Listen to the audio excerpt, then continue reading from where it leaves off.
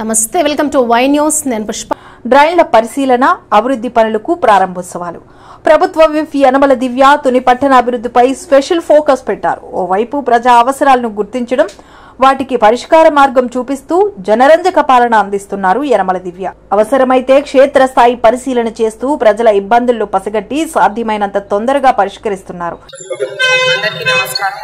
ఇవాళ మన తుని టౌన్ లో చాలా రెగ్యులర్ గా వచ్చే కంప్లైంట్ ఏంటంటే ఈ మెయిన్ డ్రైన్ ఏదైతే వార్డ్ 1 నుంచి వార్డ్ 10 డ్రైన్ అయితే ఉందో అది ఫ్రీగా ఫ్లో అవ్వట్లేదు. ఇక్కడ పెట్రోల్ బంక్ దగ్గర మెయిన్ రోడ్ మీద చాలా డ్రైన్ జామ్ అవుతున్నారు. చాలా కంప్లైంట్స్ వస్తే నేను ఇవాళ సడన్ ఇన్స్పెక్షన్ మీద ఇక్కడికి వచ్చాను.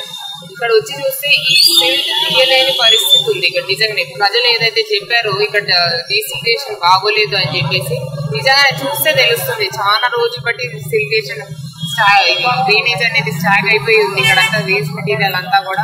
అయితే నేను ఇప్పుడే కమిషనర్ గారికి చెప్పాను, రోజు ఈ మే నెల మొత్తం రోజు డీసిల్టేషన్ చేసుకుని అక్కడ ఒక మెష్ అనేది ఒక ఏర్పాటు చేసుకుని ఫ్రీ ఫ్లో ఉండే విధంగా చూడాలని చెప్పేసి నేను ఆల్రెడీ మున్సిపల్ కమిషనర్ గారికి ఆల్రెడీ ఇన్స్ట్రక్షన్ ఇవ్వడం జరిగింది.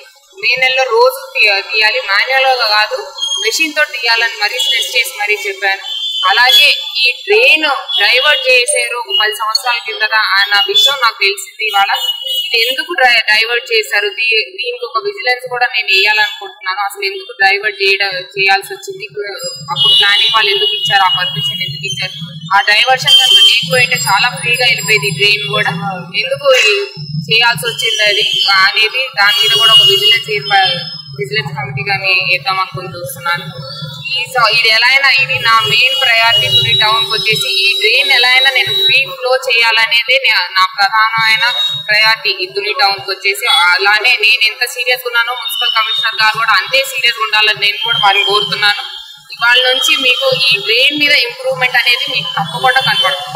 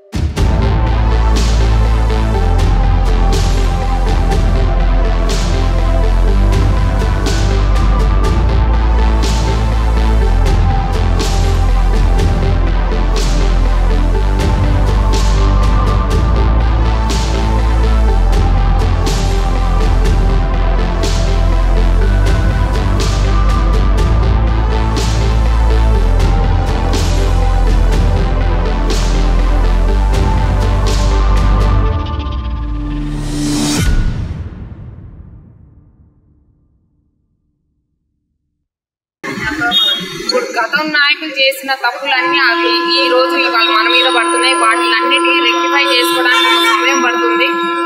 ముందు ప్రధానంగా ఈ డ్రైన్ సమస్య కాబట్టి దీని మీద నేను ఎక్కువగా ఫోకస్ చేయదలుచుకున్నాను. ఇది మెయిన్ డ్రైన్. అవి శానిటేషన్ అది కూడా నా దృష్టికి వచ్చింది. శానిటేషన్ కూడా సరిగ్గా జరగట్లేదని అది కూడా ఇక్కడ నుంచి మీరు ఇప్పటి నుంచి మార్పు చూస్తారు. నేను ఆల్రెడీ స్ట్రిక్ట్ గా ఇన్స్ట్రక్షన్స్ ఇచ్చాను వాళ్ళందరికీ కూడా.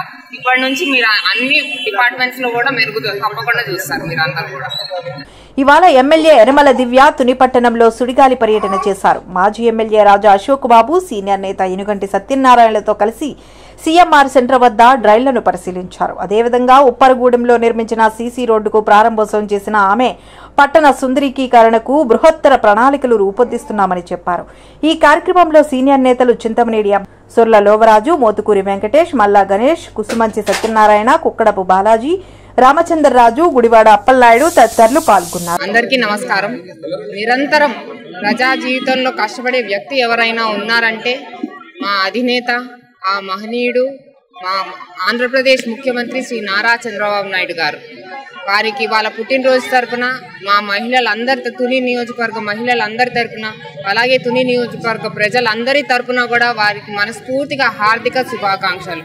ఇవాళ వారి బర్త్డే సందర్భంగా మనం తుని ఏరియా హాస్పిటల్లో పండ్ల డిస్ట్రిబ్యూషన్ పెట్టుకున్నాము, అలాగే బ్లడ్ డొనేషన్ క్యాంప్స్ పెట్టించుకున్నాము, అలాగే గుళ్ళో పూజలు జరిపించాము. ఇవాళ వారికి ఎంతో ఇష్టమైన కార్యక్రమం, ఇవాళ వారి పేరు చెప్పుకొని ఇవాళ మనం రోడ్ ఓపెనింగ్ కూడా పెట్టుకున్నాము. ఇవాళ ఇది ఎంతో ఆనందించదగిన విషయం మనకి. అలాగే మరొక్కసారి మా సీఎం సార్ కి హ్యాపీ బర్త్డే సీఎం సార్ అందరి తరఫున కూడా హ్యాపీ బర్త్డే సీఎం సార్.